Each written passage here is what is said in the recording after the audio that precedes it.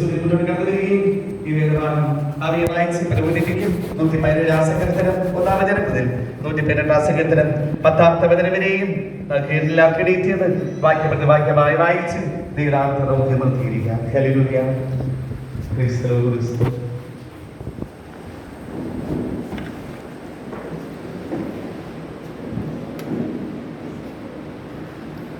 The Lord. Hallelujah. സങ്കീർത്തനങ്ങൾ 117-ഉം 118-ഉം 118-ാം സങ്കീർത്തനം 10-ാം വാക്യം വരെ നമുക്ക് വാക്യം പ്രതി വാക്യമായിട്ട് വായിക്കാം. സകല ജാതികളുമായുള്ളവരെ യഹോവയെ സ്തുതിപ്പിൻ, സകല വംശങ്ങളുമായുള്ളവരെ അവനെ പുകഴ്ത്തുവിൻ.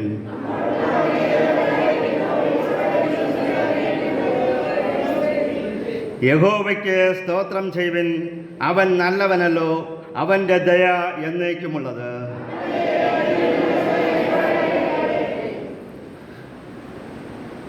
അവൻ്റെ ദയ എന്നേക്കുമുള്ളത് എന്ന് അഹരോൻ ഗ്രഹം പറയട്ടെ.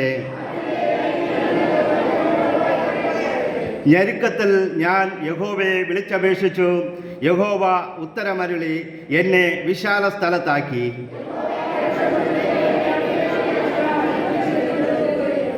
എന്നെ സഹായിക്കുന്നവരോടുകൂടെ യഹോവ എൻ്റെ പക്ഷത്തുണ്ട്, ഞാൻ എന്നെ പകയ്ക്കുന്നവരെ കണ്ട് രസിക്കും.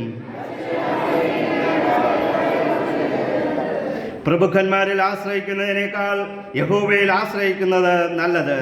സകല ജാതികളും എന്നെ ചുറ്റി വളഞ്ഞു, യഹോവയുടെ നാമത്തിൽ ഞാൻ അവരെ ഛേദിച്ച് കളയും. Price the Lord. ഹല്ലേലൂയ.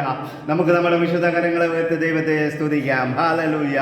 ഓ നന്ദി കർത്താവേ, നന്ദി കർത്താവേ, നന്ദി കർത്താവേ. ഓ ഞങ്ങളങ്ങേ സ്തുതിക്കുന്നപ്പ. ഹല്ലേലൂയ. ഓ ഞങ്ങളുടെ വിശുദ്ധ കരങ്ങളെ ഹല്ലേലൂയ അങ്ങയുടെ മുമ്പിൽ ഉയർത്തി കർത്താവേ ഞങ്ങളെ തന്നെ ഞങ്ങൾ സമർപ്പിക്കുന്നപ്പ. ഹല്ലേലൂയ. ഓ മഹാപരിശുദ്ധനെ ഞങ്ങളങ്ങേ സ്തുതിക്കുന്നു. ഓ അത്ഭുതങ്ങളുടെ ദൈവമേ, അഖിലാണ്ടത്തിന്റെ ഉടയവനെ ഞങ്ങളങ്ങേ സ്തുതിക്കുന്നപ്പ. ഹല്ലേലൂയ. കർത്താവേ ഹല്ലേലൂയ. ദൈവത്തിന്റെ സാന്നിധ്യം ഇന്ന് ഞങ്ങളോട് കൂടെ ഉള്ളതിനായി ഞങ്ങളങ്ങേ സ്തുതിക്കുന്നപ്പ. ഹല്ലേലൂയ. മഹത്വത്തിന്റെ ദൈവം ഞങ്ങളുടെ മധ്യത്തിലുള്ളതിനായി ഞങ്ങളങ്ങേ സ്തുതിക്കുന്നപ്പ. ഹല്ലേലൂയ. കർത്താവേ ഞങ്ങളങ്ങേ വാഴ്ത്തുന്നു, വാഴ്ത്തുന്നു, വാഴ്ത്തുന്നു. ഈ വചനം വായിച്ച് കേൾക്കുന്നവരെല്ലാം അനുഗ്രഹിക്കപ്പെടുമെന്ന് ഞങ്ങളുടെ വചനം പറയുമ്പോൾ അതിൻപടി അനുസരിച്ച് ജീവിക്കുന്നവർ അനുഗ്രഹിക്കപ്പെടുമെന്ന് ഞങ്ങളുടെ വചനം പറയുമ്പോൾ ഈ വചനത്താൽ കർത്താവേ ഈ ജനത്തെ അനുഗ്രഹിക്കുമാറാകണമേ എന്ന് പ്രാർത്ഥിക്കുന്നപ്പ. ഈ സങ്കീർത്തന ഭാവത്തിൽ കൂടെ അങ്ങ് ഞങ്ങളോട് സംസാരിക്കുമാറാകണമേ എന്ന് പ്രാർത്ഥിക്കുന്നു. ഈ വചനം വീണ് 100 മേനി ഫലം കായ്പാൻ ഓരോ ഹൃദയങ്ങളെയും അങ്ങ് ഒരുക്കുമാറാകണമേ എന്ന് പ്രാർത്ഥിക്കുന്നപ്പ.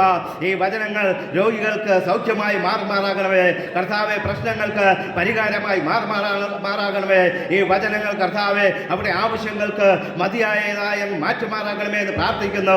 വചനമയച്ച് സൗഖ്യമാക്കുന്ന ദൈവം ഇന്ന് ഞങ്ങളുടെ മധ്യത്തിൽ ഉള്ളതിനായി ഞങ്ങളങ്ങേ സ്തുതിക്കുന്നു കർത്താവെ. ഈ വചനത്തെ കർത്താവെ അനുഗ്രഹിച്ച് വാഴ്ത്തി നിർത്തിക്ക് തന്നിരിക്കുന്നതിനായി സ്തോത്രം ചെയ്യുന്നപ്പ.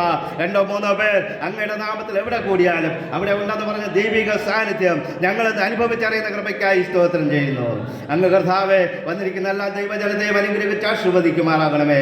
ഇടയുന്ന ദൈവാസനെ ബലപ്പെടുത്തി ശക്തീകരിക്കുമാറാകണം. കർത്താവിന്റെ കൃപയിൽ മറവിൽ എല്ലാവരെയും മറച്ചുകൊള്ളുമാറാകണമേ എന്ന് പ്രാർത്ഥിക്കുന്നു. ആദിമസഭയിൽ വെളിപ്പെട്ട അത്ഭുതങ്ങൾ, അടയാളങ്ങൾ, വീര്യപ്രവൃത്തികൾ കർത്താവെ ഈ സഭയിൽ കൂടെയും ഇവിടെ വന്നിരിക്കുന്ന ഓരോരുത്തരും കൂടെയും വെളിപ്പെടുവാൻ ഞങ്ങൾ പ്രാർത്ഥിക്കുന്നു കർത്താവെ. അങ്ങ് അങ്ങനെ തന്നെ ചെയ്യുന്ന കൃപയ്ക്കായി സ്തോത്രം. യേശുവിന്റെ നാമത്തിൽ പ്രാർത്ഥന കേൾക്കണം നല്ല പിതാവേ. ആമേൻ. എല്ലാവർക്കും ഇരിക്കും. Hallelujah, hallelujah. Praise the Lord. വീണ്ടും വരുന്നവനായ യേശുക്രിസ്തുവിന്റെ നാമത്തിൽ സ്നേഹവന്ദനത്തെ അറിയിക്കുന്നു. ഈ അവസരം ഒരുക്കി തന്ന കർത്താവിന്റെ ദാസനും സഭയ്ക്കും എന്നെ തന്നെ അറിയിക്കുന്നു. Price the Lord. ഹല്ലേലൂയ.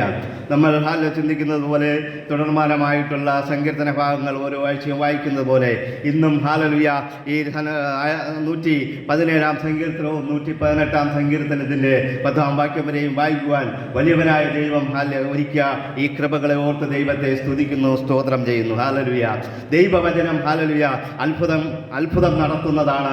ദൈവവചനം എന്ന് പറയുന്നത് നമുക്ക് വിടുതലാണെന്ന് പറയാം. Price the Lord. ദൈവത്തിന്റെ വചനത്തിൽ കൂടെ നമുക്ക് വലിയ വിടുതലുകളും അത്ഭുതങ്ങളും അടയാളങ്ങളും നടത്തിയെടുക്കുവാനായിട്ട് കഴിയുമെന്ന് വചനത്തിൽ കൂടെ നമുക്ക് കാണുവാനായിട്ട് കഴിയുന്നുണ്ട്.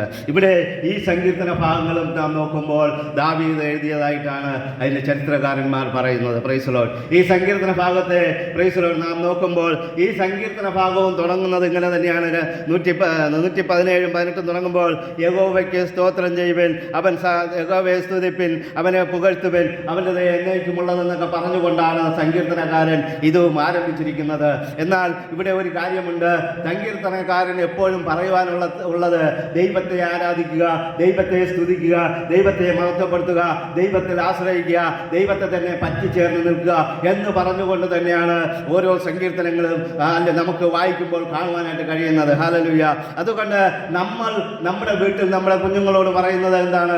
കുഞ്ഞു പഠിക്കടാ, പടിയടി എന്നൊക്കെ പറഞ്ഞ് നമ്മുടെ മക്കളെ നമ്മളെപ്പോഴും പഠിക്കുവാൻ ജോലിക്ക് പോകാത്ത മക്കളാണെങ്കിൽ ജോലിക്ക് പോടാന്ന് നാം പറയാറുണ്ട്. കുഞ്ഞുങ്ങളോട് നാം പറയാറുണ്ട്, എഴുത്തിരുന്ന് പഠിക്കുക, അല്ലെങ്കിൽ ട്യൂഷന് പോയി എന്ന് പറഞ്ഞ് നാം കുഞ്ഞുങ്ങളെ ഇങ്ങനെ പറയുന്നത് പോലെ ദാവീദിന് പറയുവാനായിട്ടുള്ളത് നാം ദൈവത്തെ എപ്പോഴും സ്തുതിക്കണമെന്നാണ്. ഹല്ലേലൂയ.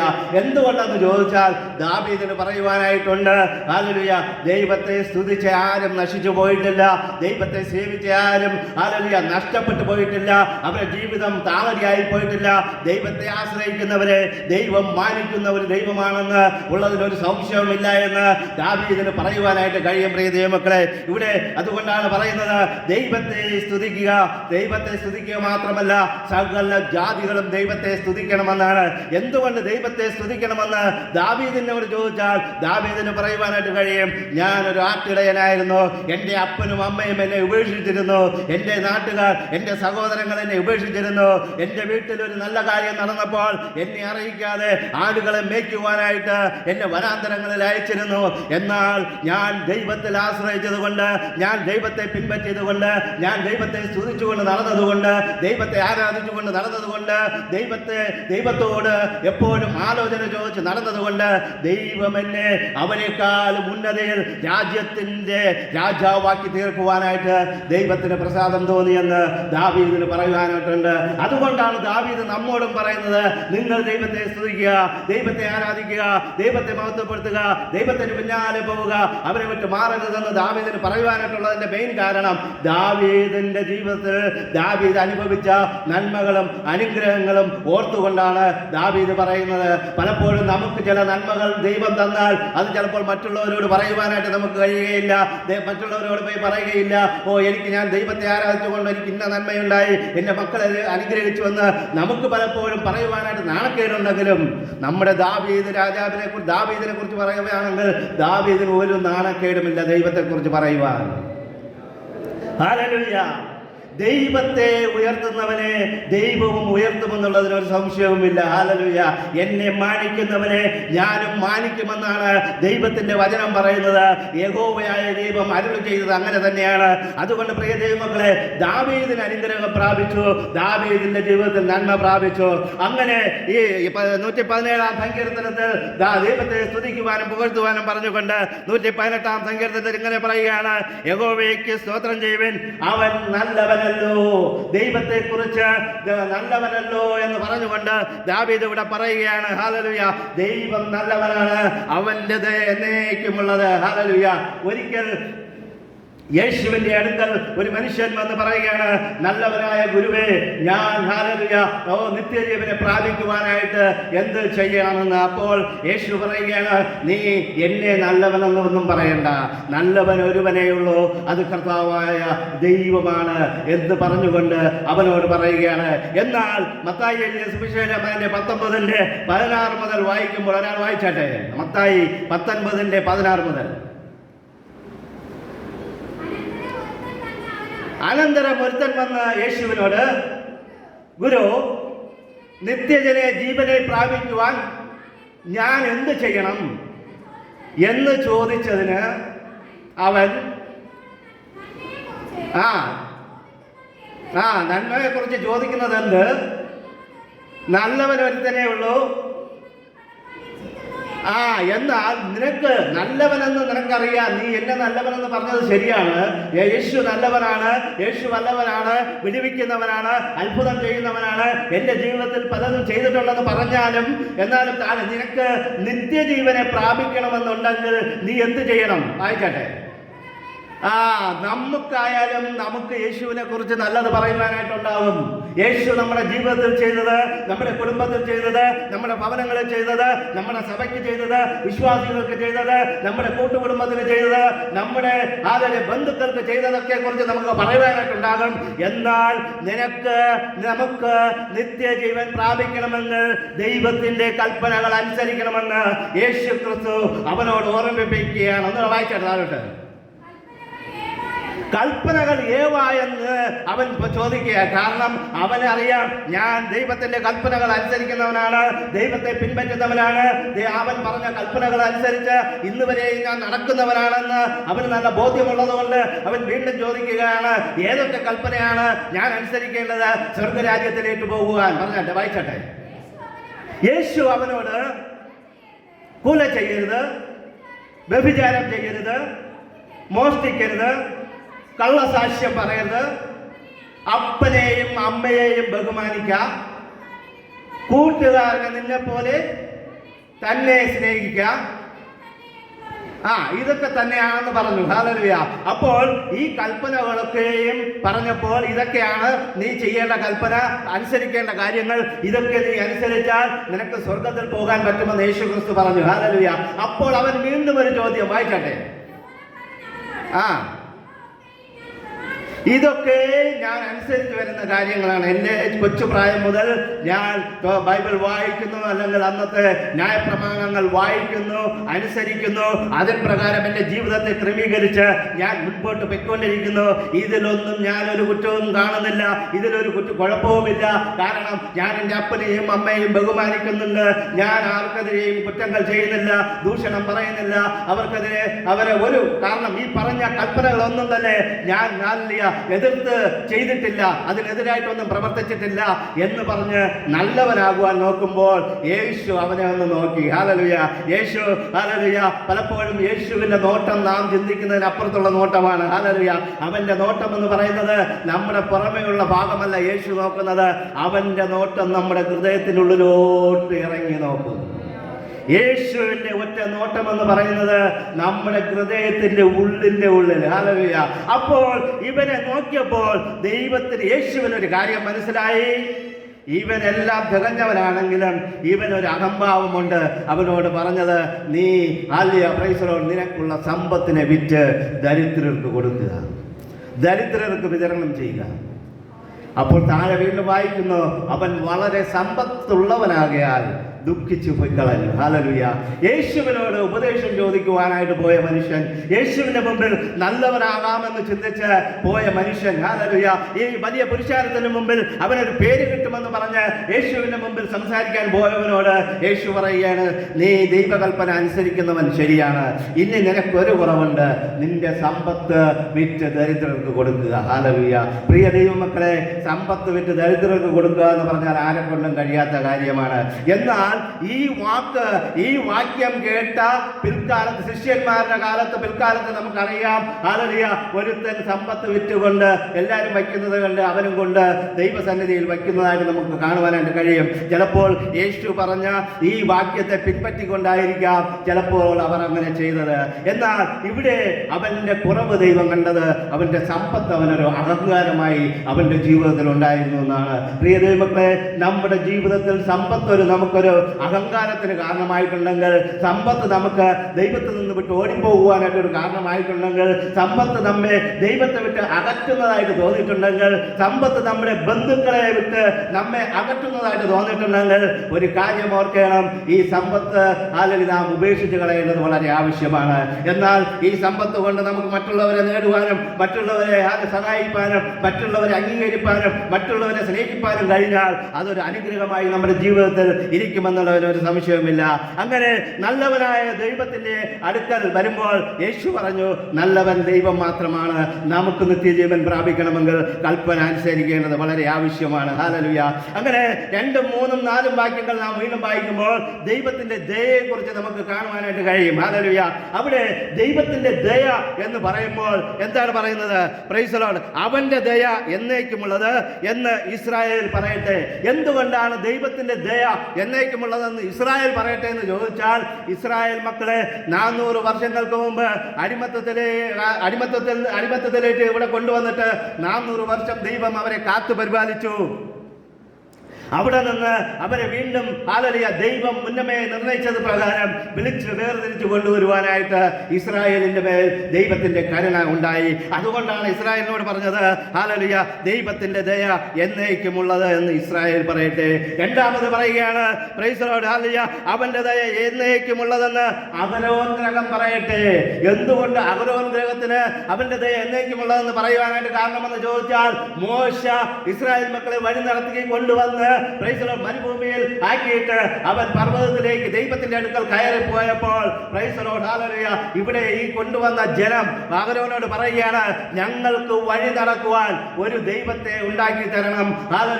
ഞങ്ങൾക്ക് മുമ്പേ പോകുവാനായിട്ട് ഒരു ദൈവം ആവശ്യമാണ്. ഞങ്ങളെ കൊണ്ടുവന്ന മോശയ്ക്ക് എന്ത് സംഭവിച്ചുവെന്ന് ഞങ്ങൾക്കറിയില്ല. അതുകൊണ്ട് നീ ഞങ്ങൾക്കൊരു ദൈവത്തെ ഉണ്ടാക്കി തരണമെന്ന് പറഞ്ഞപ്പോൾ അവൻ മറുത്തൊന്നും പറഞ്ഞില്ല.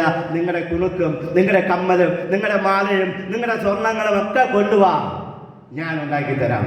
അവരെ പിന്തിരിപ്പിക്കുവാനായിട്ട് അഹരോൻ ശ്രമിച്ചില്ല. എന്നാൽ ഒരു കാര്യം ഓർക്കണം, അവൻ കാളക്കുട്ടിയെ ഉണ്ടാക്കി കൊടുത്തപ്പോൾ മോശ ഇറങ്ങി വരുന്നു. ഇറങ്ങി വന്ന് ആ കാളക്കുട്ടി, സ്വർണം കൊണ്ടുള്ള കാളക്കുട്ടിയെ അരച്ച് കലക്കി എല്ലാവർക്കും കുടിക്കുവാനായിട്ട് വെള്ളത്തിൽ കലക്കി കൊടുത്തിട്ട് എൻ്റെ പക്ഷത്തുള്ളവൻ, ദൈവത്തിന്റെ പക്ഷത്തുള്ളവൻ എൻ്റെ അടുക്കൽ വരട്ടെ എന്ന് മോശ പറഞ്ഞപ്പോൾ ലേവ്യ ഗോത്രത്തിലുള്ളവർ കടന്നു വന്നു. അവർ അന്ന് 3000 പേരെ സംഹരിച്ചു എന്ന് പറയുവാനായിട്ട് ബൈബിളിൽ കാണുന്നു. നമുക്ക് അത് വായിക്കുമ്പോൾ നമുക്ക് കാണുവാനായിട്ട് കഴിയും. പുറപ്പാട് പുസ്തകം അതിന്റെ 32-ാം അധ്യായത്തിൽ കാണുവാനായിട്ട് കഴിയും. എന്നാൽ ഈ 3000 പേർ മരിക്കുവാനുള്ള സ്ഥാനത്ത് ഈ അഹരോൻ മരിക്കേണ്ടതായിരുന്നു. എന്തുകൊണ്ടെന്ന് ചോദിച്ചാൽ, അവനാണ് അവിടുത്തെ നേതാവ്, അവനാണ് അവർക്ക് കാളക്കുട്ടി ഉണ്ടാക്കി കൊടുത്തത്. അഹരോൻ മരിക്കേണ്ടിയിരുന്ന സ്ഥാനത്ത് അവിടെ 3000 പേർ മരിക്കുവാനായിട്ട് ഇടയായിത്തീർന്നു. പ്രിയ ദൈവമക്കളെ, നമ്മുടെ ജീവിതത്തിലും പലപ്പോഴും നാം മരിക്കുവാനിരുന്ന സ്ഥലത്ത് പലരും ഇടിവിൽ നിന്ന് പ്രാർത്ഥിച്ചും യേശുക്രിസ്തു നമുക്ക് വേണ്ടി മധ്യസ്ഥത നിന്നതുകൊണ്ടും നാമം ഇതുവരെയും നിലനിൽക്കുകയാണ്. അവിടെ പറയുകയാണ്. അതുകൊണ്ടാണ് പറയുന്നത്, അഹരോൻ ഗ്രഹമേ നീ നിനക്ക് ദൈവത്തിന്റെ ദയ ലഭിച്ചിരിക്കുന്നു എന്ന് പറഞ്ഞുകൊണ്ട് അവർക്ക് ദൈവത്തിന്റെ ദയ ഉണ്ടെന്ന് കാണിച്ചു കൊടുക്കുക. അത് പോയിട്ട് വീണ്ടും പറയുകയാണ്, യഹോവ അവന്റെ ദയ എന്നേക്കുമുള്ളതെന്ന് യഹോവ ഭക്തന്മാർ പറയട്ടെ. ദൈവഭക്തന്മാർക്ക് അവന്റെ ദയ ഉള്ളത് കൊണ്ടാണ് നാം ഇന്നും നിലനിൽക്കുന്നത്. ദൈവത്തെ ആരാധിക്കുന്നത് കൊണ്ട് ദൈവത്തിന്റെ ദയ നമ്മോട് കൂടെയുണ്ട്. ദൈവത്തെ സേവിക്കുന്നത് കൊണ്ട് ദൈവത്തിന്റെ ദയ നമ്മോട് കൂടെയുണ്ട്. എന്നുള്ളതിന് ഒരു സംശയവുമില്ല. നാം വീണ്ടും താഴോട്ട് വായിക്കുമ്പോൾ അതിന്റെ 5-ാം വാക്യത്തിൽ ഇങ്ങനെ പറയുന്നു, ഞെരുക്കം. ഞെരുക്കത്തിൽ ഞാൻ യഹോവയോട് വിളിച്ചപേക്ഷിച്ചു, യഹോവ ഉത്തരം അരുളി എന്ന്. ഈ ഞെരുക്കത്തിന്റെ അവസ്ഥ എന്ന് പറയുമ്പോൾ ഇവിടെ ഈ ഞെരുക്കത്തിന്റെ അവസ്ഥ ഇസ്രായേൽ മക്കളെ കുറിച്ച് തന്നെയാണ് പറയുന്നത്. അവരെ താഴോട്ട് വായിക്കുമ്പോൾ യഹോവ ഉത്തരം അരുളി എന്നെ വിശാല സ്ഥലത്താക്കി. ഇസ്രായേൽ മക്കളെ ജീവിതത്തിൽ ഞെരുക്കത്തിന്റെ അവസ്ഥ കടന്നു വന്നു. എപ്പോൾ കടന്നു വന്നു ചോദിച്ചാൽ, മോശയും അഹരോനുമായിട്ട് ഇവർക്ക് സ്വാതന്ത്ര്യം ലഭിക്കുവാനായിട്ട് പോകുന്നു. നിങ്ങളെ ഞാൻ രക്ഷപ്പെടുത്തുവാനായിട്ട് വന്നു. നിങ്ങളുടെ ഈ കഷ്ടതയിൽ നിന്ന്, അടിമത്തത്തിൽ നിന്ന് വിടുവിക്കുവാനായിട്ട് ഞങ്ങൾ വന്നു, ഞങ്ങളെ ദൈവം അയച്ചു എന്ന് പറഞ്ഞപ്പോൾ അവർ അവരോടുകൂടെ ചേർന്നപ്പോൾ അവർ ജീവിതത്തിൽ ഞെരുക്കമുണ്ടായി. എങ്ങനെ ഞെരുക്കമുണ്ടായി? 200 കട്ട 500 ഇഷ്ടിക കട്ട ഉണ്ടാക്കേണ്ടിടത്ത് 1000 കട്ട ഡബിൾ കട്ട ഉണ്ടാക്കുവാനായിട്ട് പറഞ്ഞു. വക്യോൽ തീ ഇടുവാനായിട്ട് വക്യോലും വിറവും രാജാവ് ഫറവോൻ കൊടുത്തുകൊണ്ടിരുന്നിടത്ത് അതൊന്നും ഇനി ഞങ്ങൾ തരികയില്ല, നിങ്ങൾ കാട്ടിൽ പോയി അത് ശേഖരിച്ചു കൊണ്ടുവന്ന് ചെയ്യണമെന്ന് പറഞ്ഞു. അങ്ങനെ അവരുടെ ജീവിതത്തിൽ ദൈവത്തെ അറിയുവാൻ ദൈവത്തോട് ചേർന്ന് വന്നപ്പോൾ ഞെരുക്കത്തിന്റെ അവസ്ഥ കൂടി. നമ്മുടെ ജീവിതത്തിലും എത്രയോ ഞെരുക്കത്തിന്റെ അവസ്ഥകൾ വന്നിട്ടുണ്ട്. എത്രയോ പ്രാവശ്യം ഞെരുക്കി നമ്മെ പിഴിഞ്ഞ് നമ്മുടെ രക്തം ഊറ്റി ഇപ്പം പോകുമെന്ന് പറഞ്ഞ് നാം നല്ല ഞെരുങ്ങിയ അവസ്ഥകൾ നമ്മുടെ ജീവിതത്തിലുണ്ട്. എന്നാൽ ഞെരുക്കത്തിന്റെ അവസ്ഥ കടന്നു വന്നിട്ടുണ്ടെങ്കിൽ ഒരു കാര്യം ഓർക്കണം, നിങ്ങൾ വിശാലതയിലോട്ട് പോകുവാനായിട്ട് ദൈവം നിങ്ങളെ പോകുവാൻ പോവുകയാണ്. ഇസ്രായേൽ മക്കൾ ഞെരുക്കത്തിന്റെ അവസ്ഥയിലായിരുന്നുവെങ്കിൽ അവരെ ദൈവം സ്വാതന്ത്ര്യം കൊടുക്കുവാനായിട്ട് ആഗ്രഹിക്കുക. ഞെരുക്കത്തിലായിരുന്നവർക്ക് ഭക്ഷണത്തിന് ബുദ്ധിമുട്ടുണ്ടായിരുന്നുവെങ്കിൽ 40-ലധികം വർഷം ദൈവം മന്നയും ഇറച്ചി നിന്ന് ഒരു ചെലവുമില്ലാതെ പോഷിപ്പിക്കുവാനായിട്ട് പോവുകയാണ്. നിങ്ങൾ ഏത് ഞെരുക്കത്തിന്റെ അവസ്ഥയിലായിരുന്നാലും ദൈവത്തിന് നിങ്ങളെ മാനിക്കുവാനായിട്ട് കഴിയും. ആ ഞെരുക്കത്തിൽ നിന്ന് പുറത്തെടുത്തു കൊണ്ടുവന്ന് വിശാലതയിലോട്ട് ആക്കുവാനായിട്ട് കഴിയും. അത് നിങ്ങൾക്ക് നിങ്ങൾ പാർക്കാത്ത വീടുകൾ ദൈവത്തിന് തരുവാനായിട്ട് കഴിയും. നിങ്ങൾ കണ്ടിട്ടില്ലാത്ത മരങ്ങളിൽ നിന്ന് ഫലവൃക്ഷങ്ങൾ കഴിക്കുവാനായിട്ട് ദൈവം ഒരുക്കുമെന്നുള്ളത് ഒരു സംശയവുമില്ല. അതുകൊണ്ട് പ്രിയ ദൈവമക്കളെ, ദൈവം നമ്മെ ഞെരുക്കിയാൽ, അല്ലെങ്കിൽ ജാതികൾ നമ്മെ ഞെരുക്കിയാൽ, ബന്ധുക്കളോ സഭക്കാരോ ചാർച്ചക്കാരോ അടുത്തുള്ളവരോ അയൽവാസികളോ ഗവൺമെന്റോ ആരോ ആകട്ടെ, നമ്മളെ ഞെരുക്കിയാൽ നമ്മളൊരു ആ കാര്യം ഓർക്കണം, ആ ഞെരുക്കം വിശാലതയിലേക്ക് കൊണ്ടുപോകുവാനുള്ള ഒരു തുടക്കമാണ്, ഒരു ആരംഭമാണ്. ഹല്ലേലൂയ. അതുകൊണ്ട് ഞെരുക്കം കണ്ട് നാം ഭയപ്പെടേണ്ട. ഇവിടെ ഇസ്രായേൽ മക്കൾ തന്നെ അവർ പറയുകയാണ്, അവരെ വിശാല സ്ഥലത്താക്കി. ഹല്ലേലൂയ. അതുകൊണ്ട് ദൈവം നമ്മെ വിശാല സ്ഥലത്ത് ആക്കുവാനായിട്ട് ആഗ്രഹിക്കുന്ന ദൈവമാണ്. പൗലോസ് അപ്പോസ്തലൻ പറയുകയാണ്, 2 കൊരിന്ത്യർ 12:10 പറയുന്നു, ക്രിസ്തുവിന് വേണ്ടി വിലകീനത, കയ്യേറ്റം, ബുദ്ധിമുട്ട്, ഉപദ്രവം, ഞെരുക്കം എന്നിവ സഹിപ്പാൻ ഞാൻ ഇഷ്ടപ്പെടുന്നു എന്ന് പൗലോസ് അപ്പോസ്തലൻ പറയുന്നു. ഹല്ലേലൂയ. ഇന്നത്തെ കാലത്ത് ആ ഞെരുക്കം ഇഷ്ടപ്പെടാത്തത് കൊണ്ട് നമ്മുടെ തലമുറകൾ ദൈവത്തിന് വേണ്ടി അധ്വാനിക്കുവാനോ ദൈവമക്കളാകുവാനോ അല്ലെങ്കിൽ ദൈവദാസന്മാരായി പോകുവാനോ ഹല്ലേലൂയ ഇന്നത്തെ തലമുറകൾക്ക് താല്പര്യമില്ല. എന്തെന്ന് ചോദിച്ചാൽ, നമ്മൾ ഞെരുങ്ങിയ അവസ്ഥകൾ കണ്ടതുകൊണ്ട്, നമ്മുടെ ഞെരുക്കത്തിന്റെ പിന്നാമ്പുറം അവർ കണ്ടു വളർന്നതുകൊണ്ട് ഇന്ന് ദൈവവേലകൾ ചെയ്യുവാൻ ഹല്ലേലൂയ നമ്മുടെ മക്കളാരും തയ്യാറാകുന്നില്ല. Price the Lord. ഹല്ലേലൂയ. എന്നാലും ദൈവം വിളിച്ച് വേർതിരിച്ചവർ അതിന്റെ വേലയ്ക്ക് പോയിക്കൊണ്ടേയിരിക്കും. ഹല്ലേലൂയ. അതുകൊണ്ട് പ്രിയ ദൈവമക്കളെ, എനിക്ക് നിങ്ങളോട് പറയുവാനുള്ളത്, ദൈവം നമ്മെ അനുഗ്രഹിക്കുന്ന ദൈവമാണ്. ദൈവത്തെ സ്തുതിക്കുന്നത് നേരുള്ളവർക്ക് ഉചിതമാണ്. അങ്ങനെയാണെങ്കിൽ ദൈവം നമ്മെ അനുഗ്രഹിക്കുമെന്നുള്ളതിനൊരു സംശയവുമില്ല. വീണ്ടും 7-ാം വാക്യം 6 പറയുകയാണ്, ദൈവം എൻ്റെ പക്ഷത്തുണ്ട് എന്ന് പറഞ്ഞു. ഹല്ലേലൂയ. ദൈവം എൻ്റെ പക്ഷത്തുണ്ട്, ഞാൻ പേടിക്കയില്ല. മനുഷ്യൻ എന്നോട് എന്ത് ചെയ്യും? എന്നെ സഹായിക്കുന്നവരോടുകൂടെ യഹോവ എൻ്റെ പക്ഷത്തുണ്ട്. ഹല്ലേലൂയ. അത് കഴിഞ്ഞിട്ട് താഴോട്ട് പറയുകയാണ്, പ്രൈസ് ദി ലോർഡ്, മനുഷ്യനിൽ ആശ്രയിക്കുന്നതിനേക്കാൾ, പ്രഭുക്കന്മാരിൽ ആശ്രയിക്കുന്നതിനേക്കാൾ യഹോവയിൽ ആശ്രയിക്കുന്നത് നല്ലത് എന്ന് പറഞ്ഞുകൊണ്ട്, അതുകൊണ്ട് പ്രിയ ദൈവമക്കളെ, ദൈവം എന്നോട് കൂടെ ഉണ്ടെന്ന് പറയുവാൻ നമുക്കൊരു ഉറപ്പ് വേണം. ഹല്ലേലൂയ. ദാവീദ് ഗോലിയാത്തിനോട് എതിർത്തപ്പോൾ അവൻ പറയുകയാണ്, ഞാൻ ഇസ്രായേൽ സൈന്യങ്ങളുടെ ദൈവമായ യഹോവയുടെ നാമത്തിൽ വരുന്നു. അവൻ പറയുവാനായിട്ട് കാരണമുണ്ട്, അവനോടുകൂടെ ദൈവമുണ്ടെന്ന് അവന് പൂർണ്ണ ബോധ്യമുണ്ട്. അവനറിയാം, ഞാൻ തെറ്റുകൾ ചെയ്യുന്നില്ല, ദൈവകൽപ്പന അനുസരിച്ച് മുന്നോട്ട് പോകുന്നു, ദൈവത്തിന്റെ ഹിതപ്രകാരം മുന്നോട്ട് പോകുന്നു എന്ന് ഉത്തമ ബോധ്യമുള്ള ദാവീദ് പറയുകയാണ്, ഞാൻ ഹല്ലേലൂയ, എന്റെ കൂടെ ദൈവമുണ്ട്, ഞാൻ ഈ യുദ്ധം ജയിക്കും. ഹല്ലേലൂയ. യോസേഫ് അത് തന്നെയാണ് പറയുന്നത്. ദാനിയേൽ, ശദ്രക്, മേശക്, അവർക്കറിയാം എന്നോട് കൂടെ ദൈവമുണ്ട് എന്നുള്ള ഒരു ഉറപ്പ് അവർക്കുണ്ട്. പ്രിയ ദൈവമക്കളെ, നമ്മോടുകൂടെ ദൈവത്തിന്റെ ഹല്ലേലൂയ അത്ഭുതം, ദൈവത്തിന്റെ ശക്തി നമ്മോട് കൂടെ ഉണ്ടെന്ന് നമുക്കൊരു ഉറപ്പുണ്ടെങ്കിൽ നാം തെറ്റുകൾ ചെയ്യുവാനായിട്ട് പോവുകയില്ല. Price the Lord. നാം കുഴപ്പത്തിന് പോവുകയില്ല. ഹല്ലേലൂയ. മനുഷ്യരിൽ നാം ആശ്രയിക്കുകയില്ല. അങ്ങനെയാണെങ്കിൽ നമുക്ക് പറയുവാനായിട്ട് കഴിയണം, ഞാൻ ദൈവത്തിൽ ആശ്രയിച്ച് മുന്നോട്ട് പോകും. ഹല്ലേലൂയ. ഞാൻ ദൈവത്തിൽ ആശ്രയിച്ച് ദൈവം എന്നോട് പറ്റിയിരിക്കുന്നത് കൊണ്ട് ഞാൻ ഹല്ലേലൂയ ജയിക്കും. ഈ ജീവിതത്തിൽ ഞാൻ അത്ഭുതങ്ങൾ ദൈവത്തിൽ നേടിയെടുക്കുമെന്നുള്ള ഒരു ഉത്തമ ബോധത്തോടുകൂടെ നമുക്ക് മുന്നോട്ട് പോകാം. ദാവീദ് രാജാവ് പറഞ്ഞതുപോലെ, പ്രൈസ് ദി ലോർഡ്, നമുക്ക് നമ്മുടെ ജീവിതത്തെ ക്രമീകരിച്ച് എപ്പോഴും സ്തോത്രവും സ്തുതിയും ദൈവത്തിൽ നന്ദി അർപ്പിച്ചുകൊണ്ട് നമ്മുടെ ജീവിതത്തെ മുന്നോട്ട് നയിക്കാം. ദൈവം നമ്മെ ഉയർത്തുമെന്നുള്ളതിന് സംശയമില്ല, അനുഗ്രഹിക്കുമെന്നുള്ളതിന് സംശയമില്ല. ദൈവം നമ്മെ സമൃദ്ധിയായി അനുഗ്രഹിക്കട്ടെ.